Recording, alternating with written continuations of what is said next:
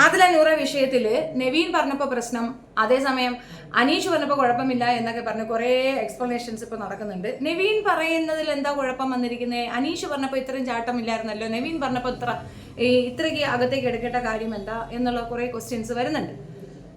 Actually എൻ്റെ കമൻസിലാണ് അത് കൂടുതൽ വന്നിട്ടുള്ളത്. അപ്പം ഞാനൊരു എക്സ്പ്ലനേഷൻ തരാമെന്ന് ഉദ്ദേശിക്കുന്നു. എന്തുകൊണ്ട് ആദില നൂറയുടെ പിറകെ പിടിക്കുന്നു, എന്താ അവരെ നിങ്ങൾക്ക് വിട്ടൂടെ, അവർ ജീവിച്ചോട്ടെ, അങ്ങനെയും കുറേ കമൻസ് ഉണ്ട്. പ്ലീസ് കമൻറ്റ് ചെയ്യുന്നവരെ ഒരു കാര്യം മനസ്സിലാക്കുക. എനിക്ക് പൂർണ്ണ ബോധ്യം ഉണ്ടെങ്കിൽ മാത്രമേ ഞാനൊരു വിഷയം പറയത്തുള്ളൂ. ഇത് അപ്പുറം ഇപ്പുറം ഒക്കെ നല്ലപോലെ ത്രാസി തൂക്കിയൊക്കെ തീരുമാനം എടുത്തു കഴിഞ്ഞാൽ പിന്നെ പിന്നോട്ട് പോകത്തില്ല. അതിൽ തെറ്റുണ്ടെങ്കിൽ ഞാൻ നിങ്ങളുടെ അടുത്ത് തന്നെ തുറന്നു പറഞ്ഞ് മാപ്പും പറയും. ഇത് അങ്ങനെയല്ല. ആദില നൂറ വിഷയത്തിൽ നൂറ എന്ന് പറയുന്ന കുട്ടി എഫക്റ്റഡ് അല്ല. ആൻഡ് ഇത് സമൂഹത്തിൽ കാണിച്ചു കൊടുക്കാൻ പറ്റിയ ഒരു മാതൃകയില്ല. നിങ്ങൾക്ക് എത്ര പേരുണ്ട് ഈ വിഭാഗത്തിൽ നിന്ന് അറിയുമോ? എത്ര കോടി ജനങ്ങളുണ്ട് നമ്മുടെ കേരളത്തിൽ? 1000 പേരാണ് എണ്ണിപ്പറക്കി ഈ വിഭാഗമായിട്ടുള്ളത്.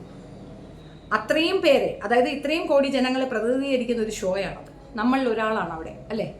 നമ്മളുടെ സ്വഭാവമുള്ള, നമ്മളുടെ ജീവിത സാഹചര്യമുള്ള ഒരു വ്യക്തി അവിടെ ഉണ്ടാവും. ഓരോരുത്തരും അതാണ് കൗതുകത്തോടെ അത് കാണാനിരിക്കുന്നത്. മറ്റുള്ളവരുടെ സ്വകാര്യം അറിയുന്നതിനേക്കാൾ ഉപരി അതിൽ അവർ ചെയ്യുന്ന പെർഫോമൻസ്, എന്നിലെ ഞാൻ എത്രത്തോളം ഉണ്ട്, എന്നിലെ ഞാൻ ഇങ്ങനെയാണല്ലോ പബ്ലിക്കിൽ തുറന്ന് കാണിക്കപ്പെടുന്നത്. അങ്ങനെ തുറന്ന് കാണിക്കപ്പെടുമ്പോൾ പബ്ലിക് നമുക്ക് എന്ത് സപ്പോർട്ട് തരുന്നു എന്നുള്ള ഒരു മെസ്സേജും കൂടിയാണ് ഈ ബിഗ് ബോസ് ഷോ കൊണ്ട് ഉദ്ദേശിക്കുന്നത്. അപ്പോൾ നമ്മളിൽ ഒരാൾ അവിടെ ഉണ്ട്, നമ്മളെ പോലെ നമ്മൾ കാണുന്നു, അവരെന്താണ് പറയണമെന്ന് കാണാം എന്നും പറഞ്ഞു പോകുന്നു. കോമണർ ഇത് പറയുന്നത് ഇങ്ങനെ ഓരോ സെക്ഷൻ. ട്രാൻസ് വിഭാഗത്തിൽ ഒരു സെക്ഷൻ കമ്പൽസറി അതിനകത്ത് വേണമെന്ന് എന്തിനാണ് നിർബന്ധിക്കുന്നത്? ഇത്തവണത്തെ ബിഗ് ബോസ് ഷോയെ ഞാൻ അപ്രീഷിയേറ്റ് ചെയ്യും. കാരണം ഹാൻഡിക്യാപ്പായ ഒരാൾ അതിനകത്തുണ്ട്. ഹാൻഡിക്യാപ്പ് എന്ന് പറയുമ്പോഴത്തേക്ക് ആ വിഭാഗത്തിൽ ഒരുപാട് പേരുണ്ട്.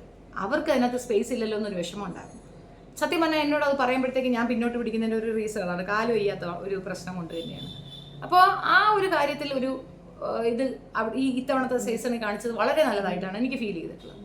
ഇവരെ എന്തിനാണ് സ്ഥിരമായിട്ട് എല്ലാ സീസണിലും കൊണ്ടുവന്ന് ഒരാൾ അതിനകത്ത് പ്രതിനിധീകരിച്ച് കാണിക്കുന്നത്? അക്സെപ്റ്റ് ചെയ്യാനാണ്? അല്ല. ഇത്തവണ ആദില നൂറ അവരെടുത്തിട്ടുണ്ടെങ്കിൽ അതിനകത്തുള്ള കള്ളം പൊളിച്ചെടുക്കാൻ തന്നെയാണ്. അവരുടെ കള്ളത്തരങ്ങൾ പൊളിച്ചെടുക്കപ്പെടേണ്ടത് തന്നെയാണ്.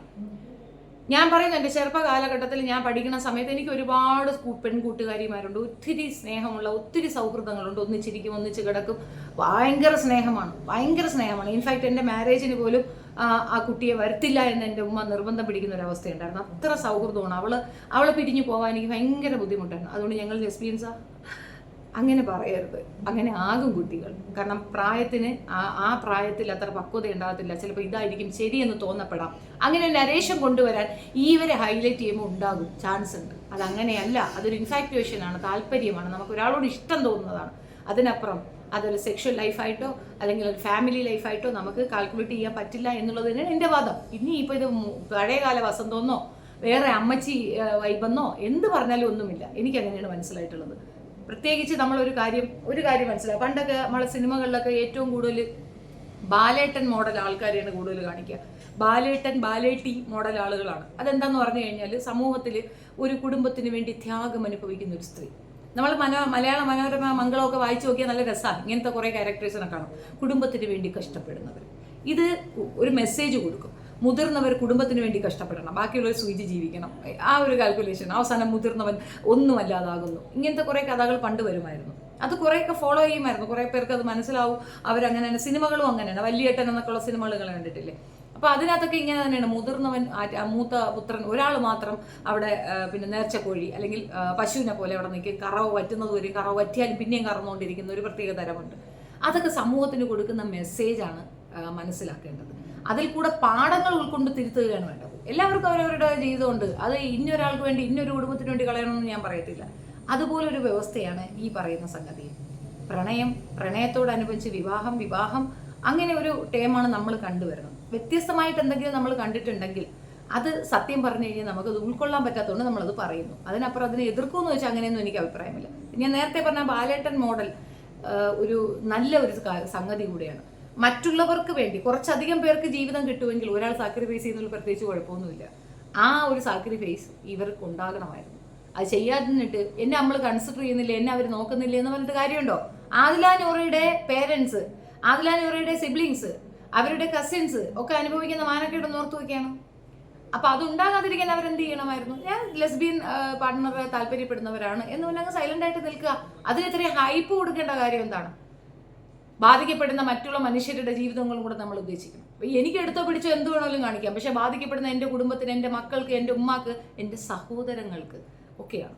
അപ്പം നമ്മൾ കുറച്ച് അടങ്ങണം. ആഗ്രഹം ഇല്ലാണ്ടല്ല, ആഗ്രഹങ്ങൾക്ക് ചില അടക്കങ്ങൾ വേണം എന്നാണ് ഞാൻ പറഞ്ഞത്. ഇനി കുലസ്ത്രീയാണെന്ന് നിങ്ങൾ പറഞ്ഞാൽ അതെ, ഞാൻ ആ കാര്യത്തിൽ ഒരു കുലസ്ത്രീയാണ്. നമ്മളുടെ ആഗ്രഹങ്ങൾ അത്യാർത്ഥി കൊണ്ട് മറ്റൊരാൾക്ക് ബുദ്ധിമുട്ടുണ്ടാകുന്നെങ്കിൽ അത് നല്ല വ്യക്തിത്വത്തിന്റെ ഒരു ലക്ഷണമല്ല എന്നാണ് എൻ്റെ അഭിപ്രായം. നിങ്ങളുടെ അഭിപ്രായം നിങ്ങൾക്ക് പറയാം. അത് കമന്റ് ബോക്സ് ഓപ്പൺ ആണല്ലോ, അത് അതിനകത്ത് പറഞ്ഞോളൂ. ഇനി ആദില വിഷയത്തിലേക്ക് വരാം. നെവിൻ അവർക്കിടയിലുള്ളൊരു വ്യക്തിയാണ്.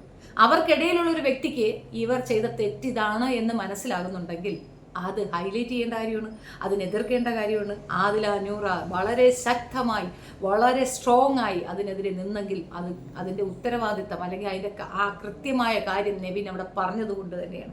അവർക്കത് നൊന്നിട്ടുണ്ടെങ്കിൽ അതിൽ സത്യമുണ്ട് എന്ന് തന്നെയാണ്. അവർക്ക് നോവേണ്ട കാര്യമില്ല. ഇപ്പോൾ എന്നെ പറ്റി ഒരാൾ വളരെ മോശം പറയണമെന്ന് നോക്കിയാൽ ഞാൻ ചിലപ്പോൾ ചിരിക്കുകയുള്ളൂ. ചില സമയത്ത് മാത്രമേ ഞാൻ എന്തെങ്കിലും പറയൂ, ചില സമയത്ത് ഞാൻ ചിരിക്കും. എന്തുകൊണ്ടെന്ന് അറിയാമോ? I know the reality. എനിക്ക് എന്നെ പറ്റി എനിക്ക് അറിയണം, അവർ പറഞ്ഞു തരണം. അത് കേൾക്കുമ്പോൾ നമുക്ക് ചിരി വരുന്നത് എന്തുകൊണ്ടെന്ന് അറിയാമോ? അവർ പറയുന്നത് നോൺസെൻസ് ആയതുകൊണ്ടാണ്. അതേസമയം നമ്മൾ അതിനകത്ത് കിടന്ന് തുള്ളി കളിച്ച് ബഹളം വെച്ച് ഒച്ചപ്പാടൊക്കെ ഉണ്ടാക്കുമ്പം എവിടെയോ എന്തോ എന്തോ ചെറിയ രീതിയിലുണ്ട് എന്നൊരു തോന്നൽ മറ്റുള്ളവർക്ക് ഉണ്ടാക്കി കൊടുക്കും. അത് തന്നെയാണ് അതിൽ അഞ്ഞൂറപ്പ് ചെയ്തതിൽ എനിക്ക് മനസ്സിലായത്. അനീഷ് ഒരു പൊതു മനുഷ്യനാണ്, സാധാരണക്കാരനായിട്ടാണ് അവിടെ വന്നിട്ടുള്ള ഒരു സാധാരണക്കാരൻ, നാട്ടുംപുറത്തുകാരൻ. അയാളുടെ ഉള്ളിൽ നിന്ന് വരുന്ന ഒരു വിഷയത്തിന് വലിയ പ്രിയോറിറ്റി ഒന്നും അവർ കൊടുക്കേണ്ട കാര്യമില്ല. കാരണം അയാൾക്കറിയില്ല, അയാൾ ഇങ്ങനെയുള്ള ആൾക്കാരുമായി ഇടപഴകിയിട്ടില്ല. ഇങ്ങനെയുള്ള ആൾക്കാരുമായി ഇടപഴകിയ ഒരു വ്യക്തിയാണ് അത് പറയുന്നതെങ്കിൽ അത് പ്രശ്നമാണ്, അതിനെപ്പറ്റി സംസാരിച്ചേ പറ്റുള്ളൂ. അത് നമ്മൾ എതിർക്കേണ്ട കേസാണ്. അവിടെയാണ് നെവിനും അനീഷും തമ്മിലുള്ള വ്യത്യാസം. അനീഷ് പറഞ്ഞത് അയാളുടെ നാട്ടുംപുറത്ത് ജീവിത രീതികളിൽ അയാൾ കണ്ടു വളർന്ന സാഹചര്യങ്ങളെയാണ് അയാൾ ഉദ്ദേശിച്ചത്. നിങ്ങൾ രണ്ട് വിവാഹം കഴിക്കണം, സ്വസ്ഥമായി ജീവിക്കണം എന്ന് അയാൾ പറഞ്ഞത്. അതുകൊണ്ടാണ് എല്ലാവരെയും എതിർത്തുകൊണ്ട് നമുക്കൊന്നിനും നിൽക്കാൻ പറ്റും. അങ്ങനെ നിന്നുകൊണ്ട് എന്തെങ്കിലും പ്രയോജനം ഉണ്ടെങ്കിൽ നിങ്ങൾ നിൽക്കുന്നതിൽ തെറ്റൊന്നുമില്ല. നിങ്ങളിങ്ങനെ ഇറങ്ങി നിന്ന് ഇതുപോലെ കുടുംബത്തിനൊക്കെ എതിർത്തുകൊണ്ട് ആർക്കെന്ത് ലാഭം? ഒരു ലാഭമില്ല. എന്താ നിങ്ങൾക്ക് രണ്ടുപേർക്കും സന്തോഷമുണ്ട്? എന്നാൽ പിന്നെ സന്തോഷം ജീവിച്ചാൽ പറ്റും. നാട്ടുകാരുടെ പറയേണ്ട കാര്യം എന്താ? നാട്ടുകാരും കൂടെ അത് ഉൾക്കൊള്ളാൻ പറയരുത്. എനിക്ക് തുണിയില്ലാതെ കളിക്കാനാണ് ഇഷ്ടം. എല്ലാവരും അങ്ങനെ ചെയ്യണമെന്ന് നിർബന്ധം പിടിക്കാൻ പറ്റുമോ? നിങ്ങൾക്ക് എന്ത് ഇഷ്ടമാണ് നിങ്ങൾ ചെയ്യൂ. അവരെ മറ്റുള്ളവരെ നിർബന്ധിക്കേണ്ട കാര്യം എന്താണ്? നെവിൻ അവരുടെ കൂട്ടത്തിലുള്ള ഒരാളാണ്. അവർക്കിടയിൽ തന്നെ ഈ റൂമറുണ്ട്, അവർക്കിടയിലുള്ള സംഭാഷണമാണ് അവൻ്റെ നാക്കിൽ കൂടെ വന്നിട്ടുള്ളത്. അതൊരു കഥയില്ലാത്ത ജീവിയാണ്. അവൻ അത് പറഞ്ഞിട്ടുണ്ടെങ്കിൽ അതിലെ സത്യാവസ്ഥ എന്തെന്ന് പുറം ലോകം അറിയണം എന്നുള്ളത് തന്നെയാണ് ബിഗ് ബോസിൽ അവരെ കൊണ്ടുപോകുന്നതിൻ്റെ ഉദ്ദേശ ലക്ഷ്യമെന്ന് ഞാൻ വിശ്വസിക്കുന്നു. എനിക്ക് കൃത്യമായിട്ട് അറിയത്തില്ല, അത് നല്ലൊരു അറ്റംപ്റ്റാണ്. മുമ്പ് ഇതിനേക്കാൾ തിളച്ച് മറിഞ്ഞ ഒരാളാണ് ജാസ്മിൻ. ജാസ്മിൻ പുറത്ത് കിടന്ന് വളരെ മാന്യതയായിട്ട് അഭിനയിച്ച് ഭയങ്കര കൂത്തും ബഹളവും എല്ലാവരെയും എടുത്തു വെച്ച് അങ്ങ് ഉടുക്കുന്ന ഒരു പരിപാടി ഉണ്ടായിരുന്നു. ക്രീമിൻ്റെ ഇത് കാണിച്ചു, അതിനകത്ത് 8 പേർക്ക് കിഡ്നി നഷ്ടപ്പെട്ടു. കേസ് വന്നില്ല എന്നുള്ളത് ഭാഗ്യമാണ്. കേസ് വന്നെങ്കിൽ അകത്ത് കിടക്കേണ്ട സാധനം അത്. അങ്ങനെയുള്ള അവളെ പറ്റി നമ്മളൊരു എക്സ്പ്ലനേഷൻ തന്നപ്പോൾ നമ്മളെ കൊല്ലാൻ വന്നു. എനിക്കൊന്ന് ബിഗ് ബോസിൽ ആരോ നമ്മുടെ കക്ഷിയുണ്ട്, അതുകൊണ്ടാണ് നമുക്കൊക്കെ നമ്മൾ പറയുന്നതിന് എഗൻസ്റ്റ് ആയിട്ട് എന്തെങ്കിലും ഉണ്ടെങ്കിൽ അവരെ പിടിച്ച് അതിനകത്ത് കൊണ്ടിട്ട് അത് തെളിയിച്ചു കൊടുക്കുന്ന ഒരു ജോലി ഇപ്പോൾ ബിഗ് ബോസ് ചെയ്യുന്നതെന്ന് എനിക്ക് തോന്നുന്നത്. അതേപോലെ ജാസ്മിൻ അതിനകത്ത് കയറി ഞാൻ പറഞ്ഞ കാര്യങ്ങൾ അച്ചസഡായി ബാക്കിയുള്ളവർക്ക് മനസ്സിലായി, ക്യാരക്ടർ എന്താണെന്ന് റിവീലുമായി. അത്രയേ ഉള്ളൂ. അതാണ് ഉദ്ദേശം. അതിനാണെങ്കിൽ ഓക്കെ, അല്ലെങ്കിൽ 1000-ഓളം വരുന്ന ഈ ഒരു വിഭാഗത്തിലെ ഒരാളെ എല്ലാ ഇതിനകത്തും കൊണ്ടുവന്ന് ഒട്ടിച്ചു വെക്കരുത്. അത് നിങ്ങൾ സമൂഹത്തിനോട് ചെയ്യുന്ന തെറ്റാണെന്ന് ഞാൻ പറയും. ഇതൊരവസ്ഥയാണ്, ഹോർമോൺ ഇൻബാലൻസ്. നമ്മൾ ജനറ്റിക്കായിട്ട് വരുന്ന ഒരു സംഗതി. ആണിൻ്റെ ഹോർമോൺ കൂടുതലുണ്ടായി പെൺ ശരീരത്തിൽ ജനിച്ചു വരുന്ന വ്യക്തി, പെണ്ണിൻ്റെ ഹോർമോൺ ഇൻബാലൻസ് അല്ലെങ്കിൽ കൂടുതലുണ്ടായി ആൺ ശരീരത്തിൽ ജനിച്ചു വരുന്ന വ്യക്തി. അതാണ് ഇവർ. പിന്നെ ഈ ഒരു താല്പര്യം അതെല്ലാവർക്കും ഉണ്ടാവാറുണ്ട്. മിക്ക ആൾക്കാരും ഇവിടെ പിടിവിടുന്ന എന്താണ്? കൊച്ചുകുട്ടികളെ പിടിച്ചു വെച്ചിട്ട് ചെയ്യും ഇല്ലേ? എന്തുകൊണ്ടാണ്? അവർ ഗേ കപ്പിളായതുകൊണ്ടാണ്. അതൊരു തരം ഭ്രാന്ത്, ലൈംഗിക വൈകൃതം, പ്രകൃതി വിരുദ്ധം എന്നാ പറയുന്നത്. എന്ത് പ്രകൃതി വിരുദ്ധം? ഒരു പ്രകൃതി നിയമമുണ്ട്, അതിന് വിരുദ്ധത. അങ്ങനെ അവർക്ക് തന്നെ മനസ്സിലായതുകൊണ്ടാണ് ഞാൻ ഭർത്താവാണെന്നും നൂറ ഭാര്യയാണെന്നും അവൾ പറഞ്ഞത്. അപ്പോൾ അവർക്ക് തന്നെ അറിയാം, അവർ തന്നെ അത് ഉൾക്കൊള്ളുന്നില്ല.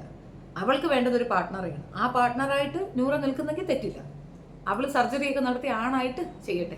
ലെസ്ബിയൻ കപ്പിളാണെന്ന് പറയും. എന്ത് വൈകൃതങ്ങളാണ് ഇതിന് അക്സെപ്റ്റൻസ് കൊടുക്കുമ്പോൾ സൊസൈറ്റിയിലേക്ക് ഇവർ കൊടുക്കുന്ന മെസ്സേജിൽ അതിൽ കൂടെ അനുഭവിക്കാൻ പോകുന്ന ഒരുപാട് പേരുണ്ട് എന്ന് ഓർത്തുകൊള്ളുക. അങ്ങനെ ഒരു അനുഭവം പബ്ലിക്കിന് കൊടുക്കാതിരിക്കാൻ ശ്രദ്ധിക്കണം. ഇനി രണ്ടാമത്തെ ഒരു കാര്യം, ഒരാൾക്ക് അങ്ങനെ ഒരു ചിട്ട രീതി ഉണ്ടെങ്കിൽ അയാൾ ഇൻഡിപെൻഡൻ്റ് ആയി ജീവിക്കട്ടെ, മറ്റൊരാളുടെ ജീവിതത്തിലേക്ക് പോയി നശിപ്പിക്കേണ്ട. അതും എൻ്റെ അഭിപ്രായമാണ്.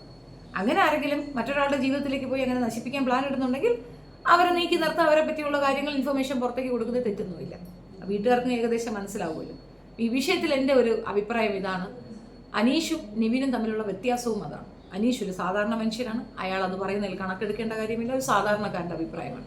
നെവിൻ അവർക്കിടയിലുള്ള ഒരാളാണ്. അവരെ എല്ലാ ഇതും അയാൾക്കറിയാം. അവരെല്ലാ വിഭാഗത്തിൻ്റെ കൂടെ നിൽക്കുന്നു, അവരുടെ പ്രോബ്ലം എന്താണെന്നറിയാം. അങ്ങനെയുള്ളവരാണ്. നെവിൻ ആൾസോ ഒരു നല്ല ക്യാരക്ടറൊന്നുമല്ല. ഈ ജിസേലിനടുത്ത് ഇരുത്തുമ്പം ഒരു ഇളകിയിരിപ്പ് ഒരു റീലിങ്ങനെ ഓടി കിടക്കുന്നുണ്ട്, അതിനകത്തുണ്ട് അവൻ്റെ ഉള്ളിലുള്ള സംഗതി എന്താണ്. പിന്നെ ഒരു കുഴച്ചിലൊരാട്ടം. ചിലർക്ക് അങ്ങനെയാണ്, ചിലർ വളർന്നു വന്ന സാഹചര്യം. ഇപ്പം 5 പെൺമക്കളെ കൂടെ വളർന്ന ഒരു ചെറുക്കനിക്ക് എത്തിയ ശ്രേണത ഉണ്ടാവും. കാരണം അവൻ പെൺകുട്ടികളുടെ കൂടെയല്ലേ, അവൻ ചോറ് വയ്ക്കാനും കറി വയ്ക്കാനും ഒക്കെ ആയിരിക്കും ഉത്സാഹിക്കുക. അതാണല്ലോ പെണ്ണുങ്ങൾക്ക് കൊടുത്തിരിക്കുന്ന ഒരു ഡ്യൂട്ടി. പിന്നെ അത്യാവശ്യം സാരി ഉടുക്കുക, പൊട്ട് കുത്തുക, മുടി ചീപ്പിക്കെട്ട്, ഇതൊക്കെ അവന് താല്പര്യം വരും. കാരണം അവൻ ചുറ്റും കണ്ടു വളർന്ന എന്താണോ അതിലേക്ക് അവൻ അട്രാക്റ്റ് ആവും എന്നതിനപ്പുറം അതൊരു പ്രോബ്ലം അല്ല. അല്ലാതെ റിയൽ പ്രോബ്ലം ഉള്ളവർ 1000-ൽ പരം ആൾക്കാരേ ഉള്ളൂ ഇത്ര കോടി ജനങ്ങൾക്കിടയിൽ. അവരിൽ ഒരാളെ അവിടെ കൊണ്ടുവന്ന് വിൽക്കുന്നതിനേക്കാൾ ഉപരി ഇങ്ങനെയുള്ളവരെ കൊണ്ടുവന്ന് വിൽക്കുക. അത്രേ എനിക്ക് ഈ വിഷയത്തിൽ പറയാനുള്ളൂ. നിങ്ങളുടെ അഭിപ്രായം കമൻറ്റിൽ രേഖപ്പെടുത്തുക. എൻ്റെ വീഡിയോ കാണുന്നവരൊന്ന് സബ്സ്ക്രൈബ് ചെയ്തിട്ട് കാണണേ പ്ലീസ്. സബ് ചെയ്യാതെ ഒന്ന് സബ്സ്ക്രിപ്ഷൻ നോക്കണേ. നിങ്ങൾ അറിയാതെ അൺസബ് ചെയ്തു എന്ന് അറിയത്തില്ല. സബ്സ്ക്രിപ്ഷൻ ചെയ്ത ശേഷം ബെൽ ബട്ടൺ ഒന്ന് ഞെക്കി ലൈക്കും ഷെയറും ചെയ്ത് സഹായിക്കണം, സപ്പോർട്ട് ചെയ്യണം. Thank you.